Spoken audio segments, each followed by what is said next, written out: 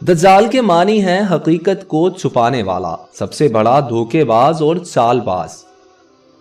دجال کا مادہ دجل ہے، جس کے معنی ہے خلط ملط کر دینا، تلبیس یعنی شیطانی چالوں سے دوسروں کو دھوکے اور التباس میں ڈالنا، ملمہ سازی کرنا، حقیقت کو چھپانا، جھوٹ بولنا، غلط بیانی کرنا۔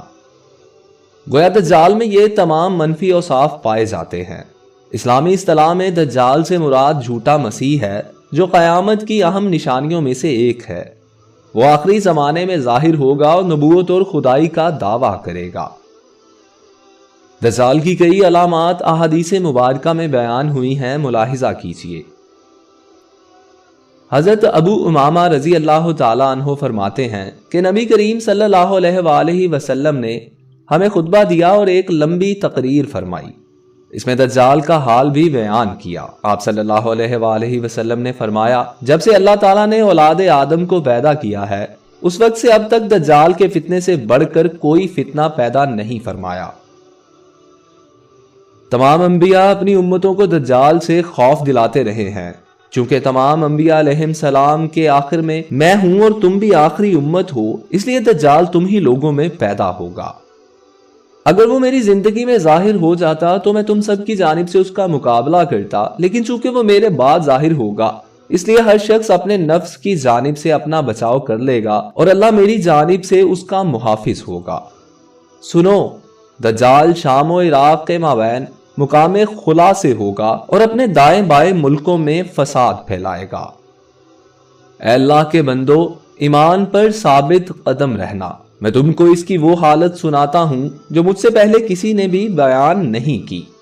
پہلے تو وہ نبوت کا دعویٰ کرے گا، پھر کہے گا میں خدا ہوں۔ تم مرنے سے پہلے خدا کو نہیں دیکھ سکتے، پھر دجال کیسے خدا ہوا؟ اس کے علاوہ وہ کانا ہوگا، تمہارا رب کانا نہیں۔ اس کی پیشانی پر قاف فے رے لکھا ہوگا، جسے ہر مومن عالم یا جاہل سب پڑھ لیں گے۔ حضور نبی کریم صلی اللہ علیہ وآلہ وسلم نے فرمایا، پس جب دجال ویرانے پر سے گزرے گا تو اسے حکم دے گا اپنے خزانے نکال، تو اس کے خزانے اس کی ایسی اتباع کریں گے جیسے شہد کی مکھیاں اپنے سردار کی اتباع کرتی ہیں، اور اس کے ساتھ جنت اور دوزخ بھی ہوگی، لیکن حقیقت میں وہ جنت دوزخ ہوگی اور دوزخ جنت ہوگی۔ تو جو شخص اس دوزخ میں ڈالا جائے، اسے چاہیے کہ سورہ کہف کی ابتدائی آیات پڑھے، تو وہ دوزخ اس کے لیے ایسا ہی باغ ہو جائے گی جیسے ابراہیم علیہ السلام پر ہوئی۔ اس کا ایک فتنہ یہ بھی ہوگا کہ وہ ایک دیہاتی سے کہے گا کہ اگر تیرے ماں باپ کو زندہ کر دوں تو کیا مجھے تو خدا مانے گا؟ وہ کہے گا ہاں۔ تو دو شیطان اس کے ماں باپ کی صورت بنا کر آئیں گے اور اس سے کہیں گے کہ بیٹا اس کی اطاعت کرو، یہ تیرا رب ہے۔ اور ایک فتنہ یہ ہے کہ ایک شخص کو مار کر اور چیر کر اس کے دو ٹکڑے کر دے گا اور کہے گا دیکھو میں اس بندے کو ملاتا ہوں، تو کیا اس کے بعد بھی میرے علاوہ کوئی دوسرے رب کو مانو گے؟ خدا تعالیٰ اس دجال کا فتنہ پورا کرنے کے لیے اسے دوبارہ زندہ کر دے گا۔ دجال اس سے پوچھے گا تیرا رب کون ہے؟ تو وہ کہے گا میرا رب اللہ ہے اور تو خدا کا دشمن دجال ہے۔ خدا کی قسم اب تو مجھے تیرے دجال ہونے پر پورا یقین ہو گیا۔ اور دجال کا ایک فتنہ یہ بھی ہوگا کہ پس دجال آسمان کو حکم کرے گا تو می برسائے گا، اور زمین کو حکم دے گا تو وہ سبزہ اگائے گی، اور اس روز چرنے والے جانور خوب موٹے تازے ہوں گے، کوکھیں بھری ہوئی، تھن دودھ سے لبریز ہوں گے۔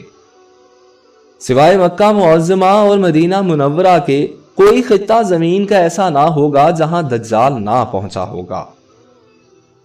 مکہ اور مدینہ میں داخل ہوتے وقت فرشتے اس کو ننگی تلواروں سے روکیں گے۔ دجال ایک چھوٹی سی سرخ پہاڑی کے قریب مقیم ہو جائے گا۔ حدیث پاک میں ہے کہ حضرت امام مہدی رضی اللہ تعالیٰ عنہ ملک کے بندوبست میں ہی مصروف ہوں گے کہ افواہ اڑے گی کہ دجال نے مسلمانوں پر تباہی ڈال دی ہے۔ اس خبر کو سنتے ہی حضرت امام مہدی رضی اللہ تعالیٰ عنہ ملک شام کی طرف تیاری فرمائیں گے اور اس خبر کی تحقیق کے لیے 5 یا 9 سوار بھیجیں گے، جن کے حق میں حضور سرور کائنات صلی اللہ علیہ وآلہ وسلم نے فرمایا میں ان مجاہدین کے نام جانتا ہوں اور ان کے باپ داداؤں کے بھی نام جانتا ہوں اور ان کے گھوڑوں کے رنگ بھی جانتا ہوں۔ وہ اس زمانے کے روئے زمین کے آدمیوں سے بہتر ہوں گے۔ وہ دجال کو کہیں نہ پائیں گے اور واپس آ کر حضرت امام مہدی رضی اللہ تعالیٰ عنہ کو خبر دیں گے کہ یہ افواہ غلط ہے، اور پھر کچھ دن بعد دجال ظاہر ہو جائے گا۔ دجال قوم یہود میں سے ہوگا، اس کے پیروکاروں کی اکثریت یہودی اور عورتیں ہوں گی۔ وہ نوجوان مرد ہوگا اور باری برکھن جسم سرخ رنگت کا مالک ہوگا۔ عوام میں اس کا لقب مسیح ہوگا۔ وہ ایک آنکھ سے کانا ہوگا، اس کے بال چھوٹے اور گھنگرالے ہوں گے، سواری میں ایک بڑا گدھا ہوگا۔ اولن اس کا ظہور ملک عراق و شام کے درمیان سے ہوگا، جہاں نبوت و رسالت کا دعویٰ کرتا ہوگا، پھر وہاں سے اصفہان چلا جائے گا، یہاں سے اس کے ہمراہ 70,000 یہودی ہوں گے۔ یہیں سے خدائی کا دعویٰ کر کے چاروں طرف فساد برپا کرے گا اور زمین کے اکثر مقامات پر گشت کر کے لوگوں سے اپنے آپ کو خدا منوائے گا۔ لوگوں کی آزمائش کے لیے خداوند کریم اس سے بڑے بڑے عجیب و غریب کام ظاہر کرائے گا۔ اس کی پیشانی پر لفظ کاف فے رے لکھا ہوگا، جس کی شناخت صرف اہل ایمان ہی کر سکیں گے۔ اس کے ساتھ ایک آگ ہوگی جس کو دوزخ سے تعبیر کرے گا، اور ایک باغ ہوگا جس کو جنت کہے گا۔ مخالفین کو آگ میں اور موافقین کو جنت میں ڈالے گا۔ اس کے پاس کھانے پینے کی چیزوں کا بہت بڑا ذخیرہ ہوگا، جس کو چاہے گا دے گا، اور جو فرقہ اس کا مخالف ہوگا تو اس سے اشیاء مذکورہ بند کر دے گا۔ اس قسم کی بہت سی ایذائیں مسلمانوں کو پہنچائے گا، مگر خدا کے فضل سے اللہ کا ذکر اور تسبیح و تقدیس مسلمانوں کو کھانے پینے کا کام دے گی۔ اس کے ظاہر ہونے سے 2 سال پہلے قحط رہ چکا ہوگا، اور تیسرے سال دوران قحط اس کا ظہور ہوگا۔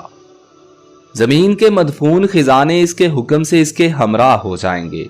بعض آدمیوں سے کہے گا، میں تمہارے ماں باپ کو زندہ کر سکتا ہوں، اس لیے تم کو چاہیے کہ میری یہ قدرت دیکھ کر میری خدائی کا یقین کر لو۔ اور اسی حالت میں بہت سے ممالک پر اس کا گزر ہوگا، یہاں تک کہ وہ جب سرحد یمن میں پہنچے گا اور بہت سے بددین لوگ اس کے ساتھ ہو جائیں گے، تو وہاں سے واپس ہو کر مکہ مکرمہ کے قریب مقیم ہو جائے گا، مگر محافظ فرشتوں کی وجہ سے مکہ شریف میں داخل نہ ہو سکے گا، اور پھر مدینہ منورہ کا رخ کرے گا۔ اس وقت مدینہ منورہ کے 7 دروازے ہوں گے۔ ہر دروازے کی محافظت کے لیے خداوند کریم 2 فرشتے متعین فرمائے گا، جن کے ڈر سے دجال کی فوج مدینہ منورہ میں داخل نہ ہو سکے گی۔ مدینہ منورہ میں 3 زلزلے آئیں گے، جس کی وجہ سے بدعقیدہ منافق لوگ خوف کی وجہ سے شہر سے نکل کر دجال کے پھندے میں پھنس جائیں گے۔ اس وقت مدینہ منورہ سے ایک بزرگ دجال سے مناظرہ کرنے کے لیے نکلیں گے، اور دجال سے کہیں گے تو وہی دجال ملعون ہے جس کی ہم کو اللہ کے محبوب پاک صلی اللہ علیہ وآلہ وسلم نے خبر دی تھی۔ تو دجال غصے میں آ کر اس بزرگ کو آرے سے چیر کر اس کے 2 ٹکڑے علیحدہ علیحدہ پھینک دے گا، اور پھر اپنے دعوی خدائی کا لوگوں کو یقین دلانے کے لیے اس کو یعنی اس بزرگ کے ٹکڑوں کو پھر زندہ کر دے گا۔ لیکن وہ بزرگ پھر زندہ ہونے کے بعد دجال کو کہیں گے کہ اب تو مجھ کو پورا یقین ہو گیا ہے تو وہی مردود دجال ہے۔ دجال پھر غصے میں آ کر اس بزرگ کو ذبح کرنے کا حکم دے گا، لیکن اب ناکام ہوگا۔ پھر وہ اس بزرگ کو اپنی تیار کی ہوئی دوزخ میں ڈال دے گا، لیکن وہ آگ خداوند کریم کی قدرت سے آپ کے لیے گلزار بن جائے گی۔ اس کے بعد دجال کسی بھی مردہ کو زندہ کرنے کی قدرت نہ پائے گا، اور یہاں سے ملک شام کی طرف روانہ ہو جائے گا۔ اس کے وہاں جانے سے پہلے حضرت امام مہدی رضی اللہ تعالیٰ عنہ دمشق آ چکے ہوں گے، اور دجال کے ساتھ جنگ کرنے کی تیاری کی، یعنی ترقیب فوج اور جنگی سامان تقسیم کریں گے کہ ایک دن لوگ نماز کی تیاری میں ہوں گے کہ حضرت عیسیٰ علیہ السلام 2 فرشتوں کے کندھوں پر تکیہ کیے آسمان سے دمشق کی جامع مسجد میں مشرقی مینار پر جلوہ افروز ہوں گے اور حضرت امام مہدی سے ملاقات فرمائیں گے۔ حضرت امام مہدی رضی اللہ تعالیٰ عنہ نہایت انکساری اور خوش خلقی کے ساتھ آپ سے پیش آئیں گے اور فرمائیں گے، یا نبی اللہ امامت کیجیے۔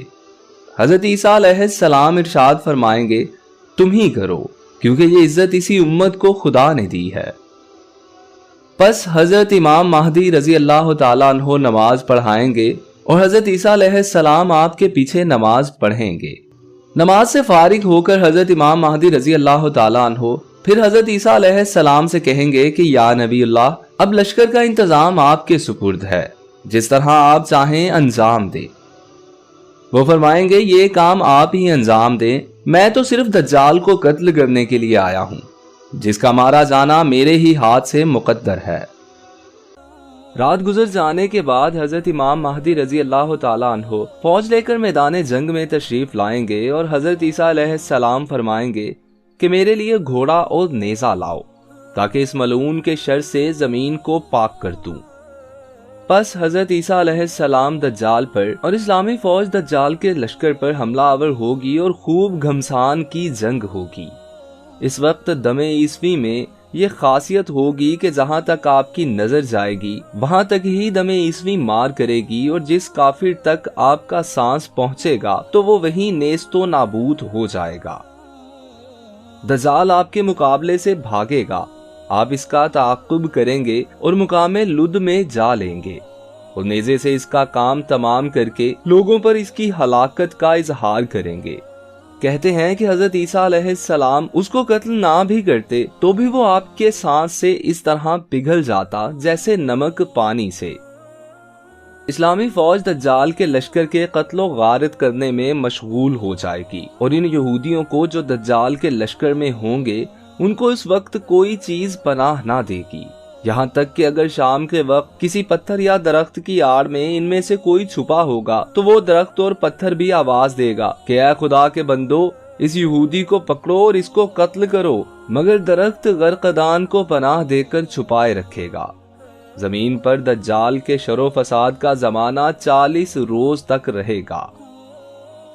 इन 40 दिनों में एक दिन एक साल के बराबर, एक दिन एक महीना के बराबर, एक दिन एक हफ्ते के बराबर, बाकी दिन आम दिनों के बराबर होंगे।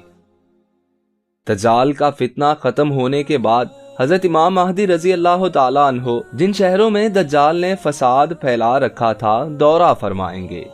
दज्जाल से तकलीफ उठाए हुए लोगों को खुदा के यहाँ अजर अजीम मिलने की खुशखबरी देकर दिलासा और तसल्ली देंगे और अपने इनामों कराम से इनके दुनियावी नुकसानात की तलाफी करेंगे।